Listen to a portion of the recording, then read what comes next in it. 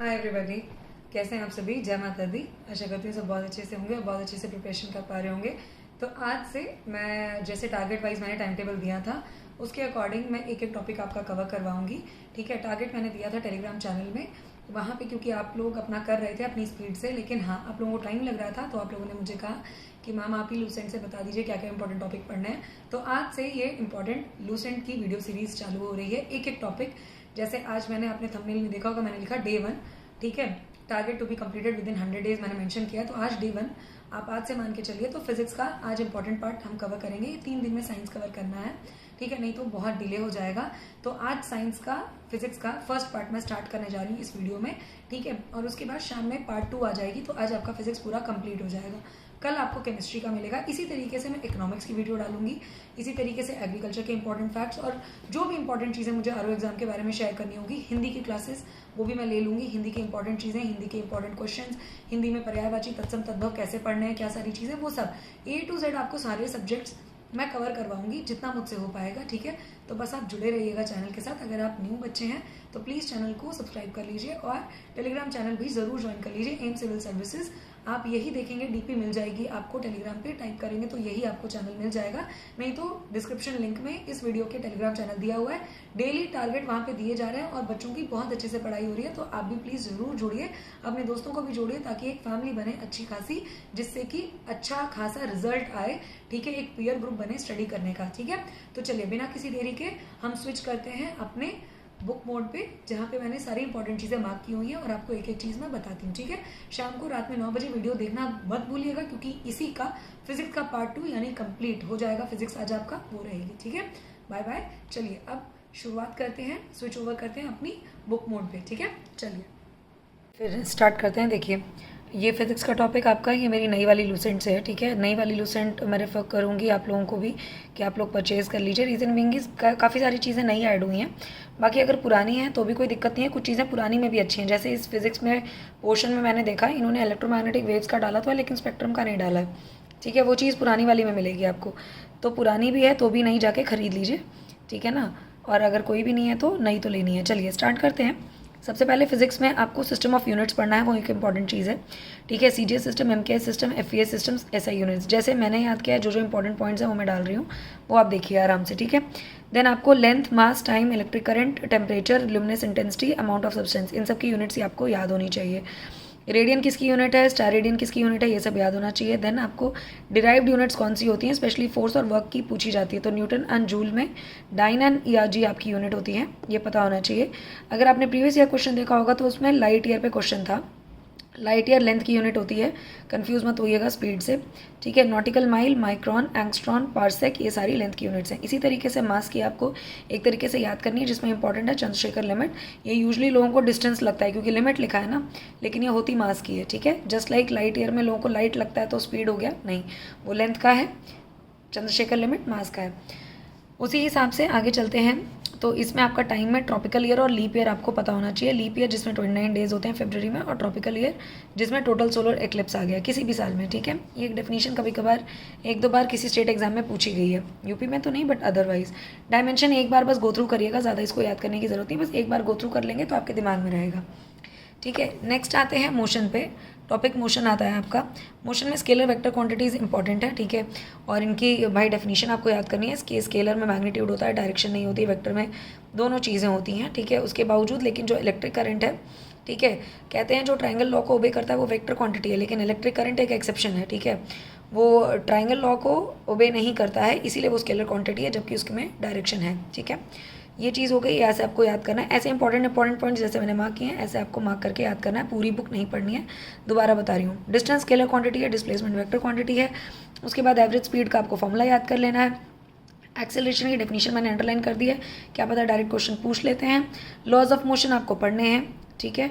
ये आपको चीज़ें याद करनी है। जब v/g होता है time to reach maximum height, average velocity अगर वो यूनिफॉर्म एक्सेलरेशन में तो u + v/2, time of flight direct question आ जाते हैं, 2v/g एंड मैक्सिमम हाइट इसकी v²/2g।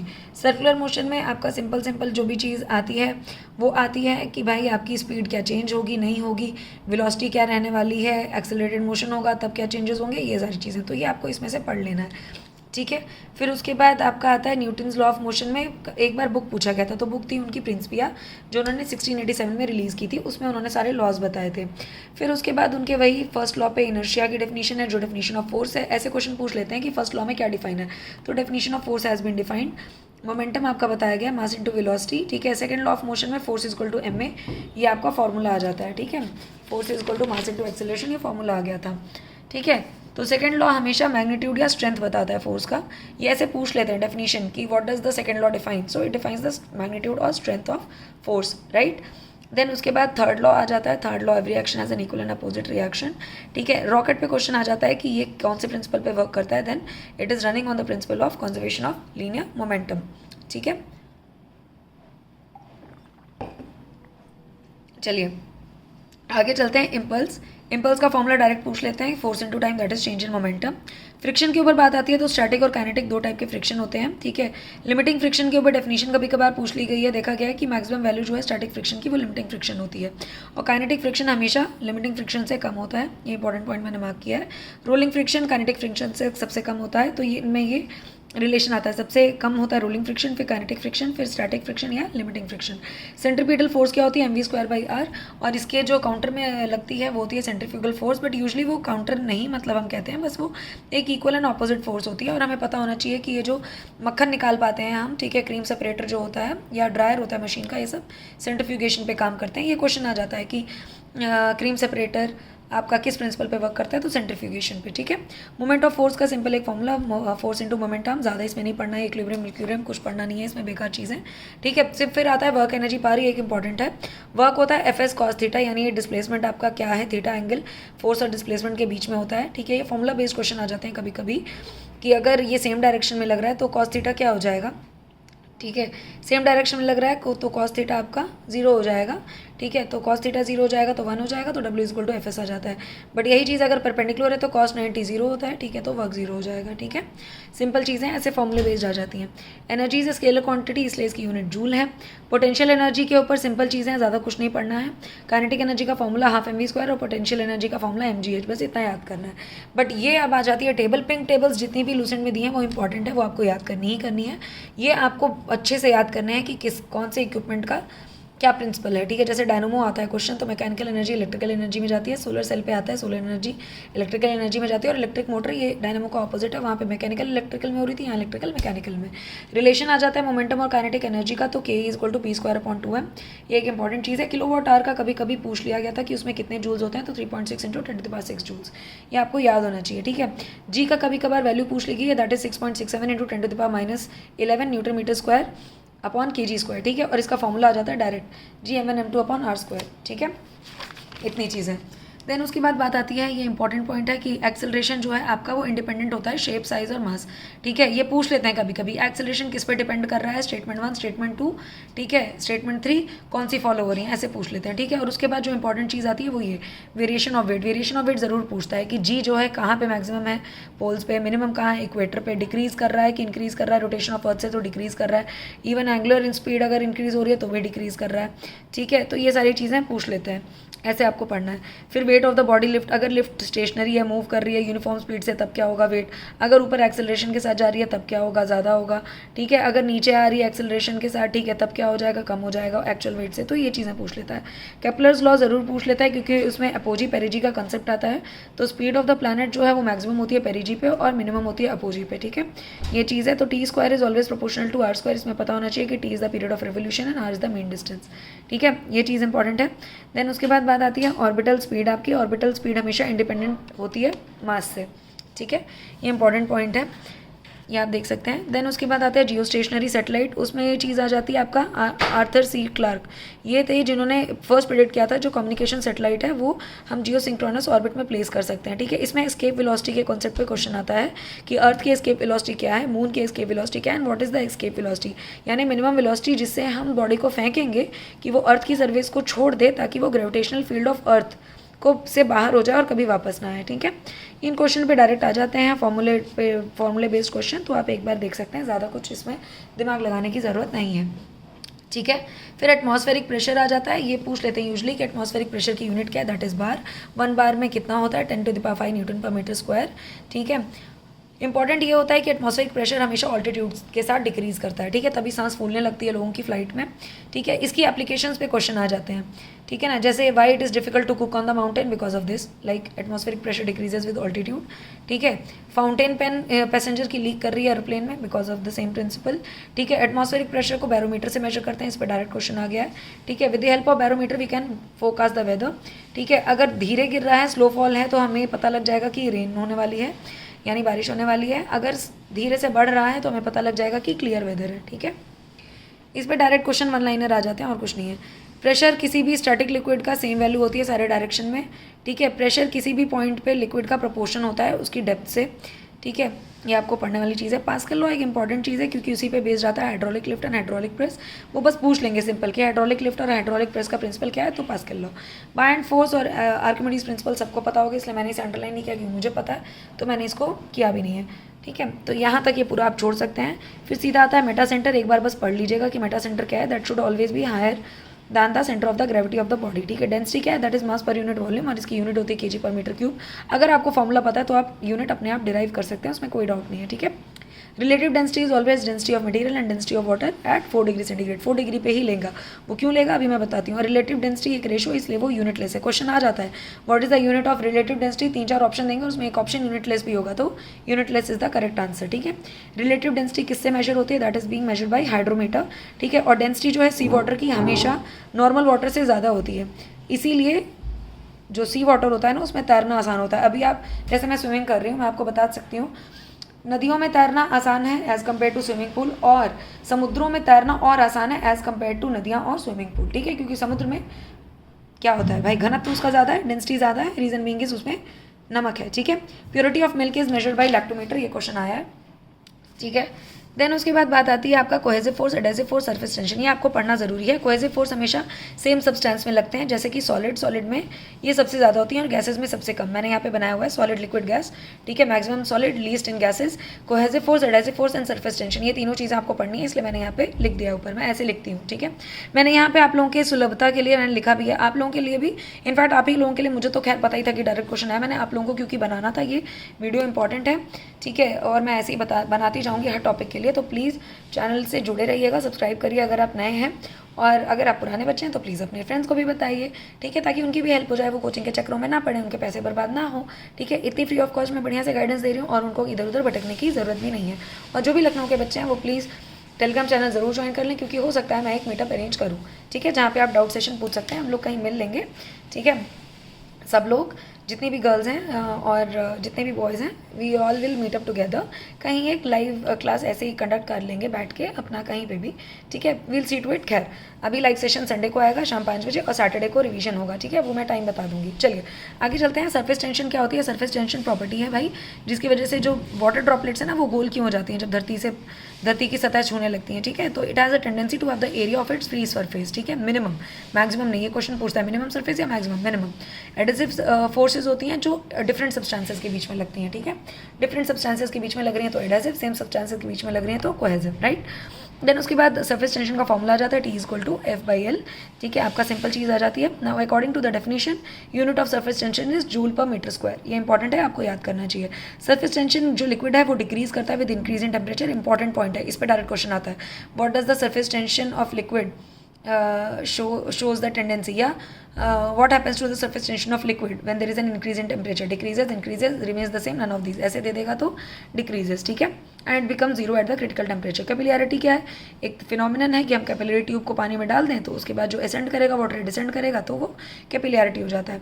अब हाइट जो होता है लिक्विड में वो डिपेंड करता है कि वो बढ़ेगा कि घटेगा, कि जो रेडियस कितना है ट्यूब का, ठीक है, इस पर डिपेंड करता है। तो ये एक इंपॉर्टेंट चीज़ है कि कब कनकेव मिनिस्कस बनता है, कब कन्वेक्स मिनिस्कस बनता है। तो जब गैस कैपिलरी को हम पानी में डालेंगे, पानी अगर ट्यूब में बढ़ेगा शेप उसकी कनकेव हो जाएगी, और वही चीज़ जब हम मर्क्यूरी में रख देंगे तो वो शेप कन्वेक्स हो जाती है। इस पर डायरेक्ट क्वेश्चन पूछ लेता है। अभी ये इलस्ट्रेशन वगैरह पढ़ने की लोड नहीं है, बस ये इंपॉर्टेंट है कि वार्म सूप हमें इसलिए टेस्टी लगता है क्योंकि हाई टेम्परेचर पे सरफेस टेंशन लो होती है और इसी वजह से जो सूप होता है वो पूरे जीभ पे फैल जाता है। ये एक एप्लीकेशन है, इस पर डायरेक्ट क्वेश्चन आ सकता है। एक्सेस प्रेशर लिक्विड ड्रॉप में 2T/R होता है, एक्सेस प्रेशर 4T/R, एक सोप बबल में T surface tension, R is radius. बस एक बार पढ़ लीजिएगा, इसको एक बार पढ़ लीजिएगा, इसको ज़्यादा याद करने की जरूरत नहीं है, ठीक है। इंपॉर्टेंट फॉर्मूला इसलिए मैंने मार्क किया। नॉ विस्कॉसिटी जो होती है वो गैसेज में सबसे कम होती है एज कम्पेयर टू लिक्विड्स। कोई भी उसमें विस्कॉसिटी नहीं होती है, सॉलिड्स में कोई विस्कॉसिटी नहीं होती है, ठीक है। और आइडल फ्लूइड की तो जीरो होती है और टेम्परेचर अगर बढ़ रहा है तो विस्कॉसिटी जो है लिक्विड्स की वो डिक्रीज कर जाएगी एंड गैस की इंक्रीज कर जाएगी। सेम वही चीज़ आ जाती है टर्मिनल वेलोसिटी के लिए और उसका जो डायरेक्ट प्रोपोर्शन है that is proportion to R², ठीक है। देन बर्नौलीज थ्योरम पढ़ा ही होगा सबने, जो वेंचुरी मीटर है, ये क्वेश्चन आ जाता है। Is based on which principle? Bernoulli's principle. होता क्या है, एक स्ट्रीमलाइन फ्लो हो जाता है, ठीक है।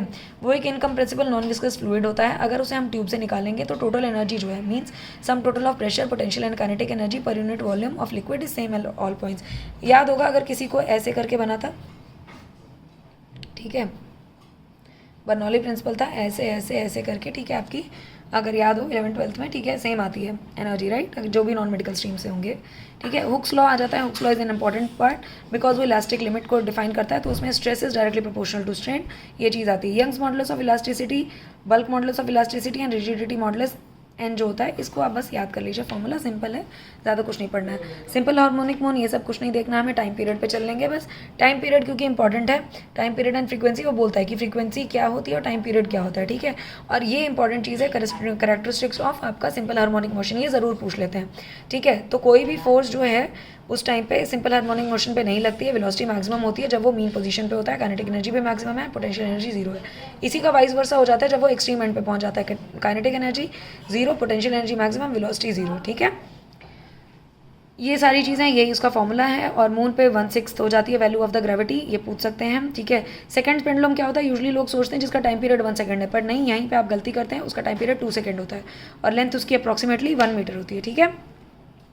फिर मैकेनिकल वेव्स, लॉन्गिट्यूडनल वेव्स, इनकी प्रॉपर्टीज़ आ जाती हैं, ठीक है। इनकी प्रॉपर्टीज़ आ जाती हैं आपकी।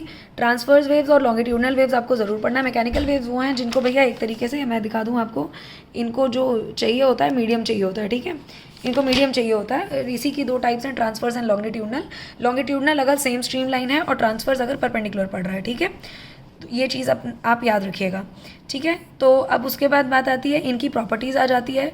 तो सबसे पहले तो सारी जो इलेक्ट्रोमैग्नेटिक वेव्स हैं वो फोटोन कंसिस्ट कर रही हैं, जैसे लाइट है, light is the example of non mechanical wave.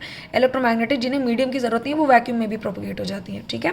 These are non mechanical waves. जो भी नॉन मैकेनिकल वेव्स हैं वो इलेक्ट्रोमैग्नेटिक वेव्स हैं और उनकी वेवलेंथ होती है 10⁻⁻14 मीटर टू 10⁻4 मीटर, ओके। ये न्यूट्रल होती हैं, ये ट्रांसवर्स वेव की तरह प्रोपोगेट करती हैं, वेलोसिटी ऑफ लाइट प्रोपोगेट होती है, इनमें एनर्जी मोमेंटम होता है और ये मैक्सवेल ने कंसेप्ट बताया था, ये आप याद कर लीजिएगा। टेबल मैंने कहा जो भी पिंक टेबल है that is very important. Properties बताइए और किसने डिस्कवर किया, पूछ लेते हैं। एक्स रेज किसने डिस्कवर किया, Henri Becquerel, sorry X rays किसने डिस्कवर किया, Roentgen. Gamma rays, Henri Becquerel, ऐसे क्वेश्चन आ जाते हैं।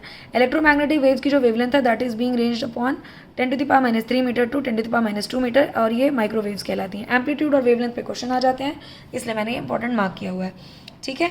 ऑडिबल साउंड वेव की जो वेव आपकी होती है, वेव्स की फ्रीक्वेंसी वो होती है 20 हर्ट्ज से 20,000 हर्ट्ज, इस पर डायरेक्ट क्वेश्चन आया है। इंफ्रासोनिक अगर 20 हर्ट्ज से कम है, जो कि आपके जो भूकंप आते हैं, वॉल्केनिक इरप्शंस होती हैं, ज्वालामुखी फटते हैं, ओशियानिक टाइड्स आती हैं, सुनामी आई थी, वो सब इंफ्रासोनिक हैं। अल्ट्रासोनिक अगर 20,000 से ज़्यादा हो गई तो, और ये बैट्स वगैरह सुनते भी हैं और इमिट भी करते हैं, और ये डॉग कैट ये सब सुन सकते हैं, हम नहीं सुन सकते। अल्ट्रासोनिक वेव्स को जनरेट करने के लिए गैलीलियोज विसल लगती है या हार्टमैस जनरेटर लगता है और ये पीजो इलेक्ट्रिक इफेक्ट भी होता है, ठीक है। तो ये सारी चीज़ें प्रॉपर्टी हैं अल्ट्रासोनिक वेव्स की। अब स्पीड ऑफ साउंड, ये इंपॉर्टेंट है। स्पीड ऑफ साउंड पे क्वेश्चन आता है कि किस पे डिपेंड करता है, डिपेंड करेगा सिर्फ इलास्टिसिटी एंड डेंसिटी पे। मैक्सिमम होती है सॉलिड पे, मिनिमम होती है गैसेस पे। साउंड अगर एक मीडियम से दूसरे मीडियम जाती है तो वेवलेंथ उसकी चेंज होती है, लेकिन फ्रीक्वेंसी सेम रहती है। क्वेश्चन आता है डायरेक्ट क्वेश्चन इस पे, ठीक है। और मीडियम जो है sound, speed of the sound is independent of frequency, ठीक है। तो चलिए, ये सारी चीज़ें अभी एक इंपॉर्टेंट फॉर्मूले थे। इफेक्ट ऑफ प्रेशर साउंड पे क्या रहता है, ठीक है, डिक्रीज कर रही है या नो चेंज है तो नो इफेक्ट रहता है। प्रेशर का चेंज का कोई फर्क नहीं पड़ता। टेम्परेचर अगर बढ़ेगा तो स्पीड ऑफ साउंड भी बढ़ेगी, ह्यूमिडिटी बढ़ेगी तो स्पीड ऑफ साउंड बढ़ेगी, क्योंकि ह्यूमिडिटी में क्या होता है, डेंसिटी कम हो जाती है, तो density is inversely proportional to speed of sound. ये सारी चीज़ें मैंने फॉर्मूला वगैरह आपको लिख दिया है। लाउडनेस की आपकी जो यूनिट होती है बेल होती है, बट एक्चुअल में डेसिबल लेते हैं, जो कि 1/10 पार्ट होती है बेल का, और फ़ोन भी उसकी यूनिट है। पिच और क्वालिटी पे क्या इफेक्ट रहता है वो पढ़ना है। इको आप कब सुन सकते हैं, जब 17 मीटर डिस्टेंस रहेगी, ठीक है, ये इंपॉर्टेंट चीज़ है। देन डॉपलर्स इफेक्ट इंपॉर्टेंट आ जाता है। मैच नंबर इंपॉर्टेंट है, बस एक बार देख लीजिएगा कि सुपरसोनिक कब है, जब greater than 1, greater than 5, hypersonic less than 1, तो सिंपल उसमें क्या है, ठीक है। फिर हीट वाला पोर्शन मैं शाम को बताऊँगी, ठीक है ना। ये पार्ट 1 था पूरा आपका, क्योंकि वीडियो लंबी हो जाएगी नहीं तो, ठीक है ना। तो पार्ट 1 ये है, पार्ट 2 मैं रात में 9 बजे अपलोड करूँगी, तो प्लीज़ ज़रूर देख लीजिएगा। और ये वीडियो से आपको समझ में आया हो, आई होप, फिजिक्स का पोर्शन, तो कमेंट ज़रूर करिएगा, ठीक है। चलिए स्विच करते हैं विजुअल मोड पे। तो आई होप आपको समझ में आ गया होगा अच्छे से सारी चीज़ें, ठीक है। और इसी तरीके से पार्ट 2 मैं रात में 9 बजे डाल दूंगी। अभी जितना दिया है इतना पढ़ लीजिए और क्वेश्चंस लगा लीजिएगा घटना चक्र से, ठीक है। बाकी आई होप जो जितने पुराने बच्चे हैं उन्होंने तो पहले ही टारगेट कंप्लीट कर लिया, कोई दिक्कत वाली बात ही नहीं है। जो नए बच्चे हैं बस उनके लिए है, तो उनको तो प्रीवियस ईयर क्वेश्चन लगाना ही लगाना है, जैसा टाइम टेबल में मैंने दिया था, ठीक है। अप टू 23 तो हमें लगाना ही लगाना है, ठीक है। प्रीवियस ईयर क्वेश्चन लगाने हैं और साइंस कंप्लीट करनी है, तो वो हो जाएगी, ठीक है। आप निश्चिंत रहिए, प्रीवियस ईयर क्वेश्चन पेपर आज लगाइए नए बच्चे, और फिजिक्स का जितना मैंने आज दिया है अभी ये पढ़ा है, बस इस हिसाब से पढ़ लीजिए, ठीक है। और घटना चक्र के क्वेश्चन लगा लीजिए। फिर शाम को आपको रात में 9 बजे सेकंड वीडियो का पार्ट मिल जाएगा, उतना आप उससे रिवाइज कर सकते हैं, ठीक है। फिजिक्स आप अपना जितना मैंने बताया अभी इस वीडियो के हिसाब से पढ़ लीजिए, और बाकी पूरा अपने हिसाब से कवर कर लीजिए। पुराने बच्चे तो कवर कर ही चुके होंगे, उनके लिए तो एक रिवीजन ही है, ठीक है। विन विन सिचुएशन है, ठीक है। तो प्लीज चैनल को सब्सक्राइब करना मत भूलिए, टेलीग्राम चैनल में जुड़ना मत भूलिए, ठीक है ना। हर हाल में सारी चीजें एक एक करके हर दिन कोशिश यही रहेगी कि आपको वीडियो मिले, सुबह 9 बजे मिल जाएगी, ठीक है। केमिस्ट्री के टारगेट की, ठीक है ना। कल केमिस्ट्री, उसके बाद बायोलॉजी, जो जो इंपॉर्टेंट टॉपिक्स हैं बस उतना ही पढ़ेंगे, स्मार्ट स्टडी करेंगे। फालतू में गधे की तरह नहीं, मजदूरी में लगे रहना है जिसका कोई आउटपुट ना निकले, ठीक है। हमें घोड़ा बनना है, गधा नहीं, ठीक है। चलिए मिलते हैं फिर रात में 9 बजे की वीडियो में। कोई भी डाउट हो, कोई भी दिक्कत हो, इस वीडियो के कमेंट सेक्शन में आप पुटअप कर दीजिएगा। मैं बाकी इंपॉर्टेंट चीज़ें भी आपसे शेयर करूंगी आरओ एग्जाम को लेकर, क्या इंपॉर्टेंट पॉइंट्स हैं, क्या आपको ध्यान रखना है। और शॉर्ट फॉर्म में लाइक 10-15 मिनट में एक एक टॉपिक कवर करके शॉर्ट वीडियोज आपका मैं डाल दिया करूंगी, ठीक है। चलिए, और अगर कैसे हाईलाइट करना है, क्या मार्क करना है, मैंने शॉर्ट वीडियो आज डाली थी सुबह 8 बजे, आप वो देख सकते हैं। उसमें मैं आप दिखाया हुआ है कि कैसे मैंने हाईलाइट किया हुआ है, और इस वीडियो से तो आपको समझ में आ ही गया होगा कि पढ़ना कैसे है, ठीक है। चलिए, कोई भी डाउट हो please feel free to ask me any time. Mail पे आप करिए ड्रॉप मुझे मेल, या टेलीग्राम चैनल में जुड़िए, ठीक है। नहीं तो इसी कमेंट सेक्शन में, वीडियो की कमेंट सेक्शन में कमेंट पुट अप कर दीजिए, ठीक है। बाय बाय, टेक केयर, मिलते हैं रात में 9 बजे।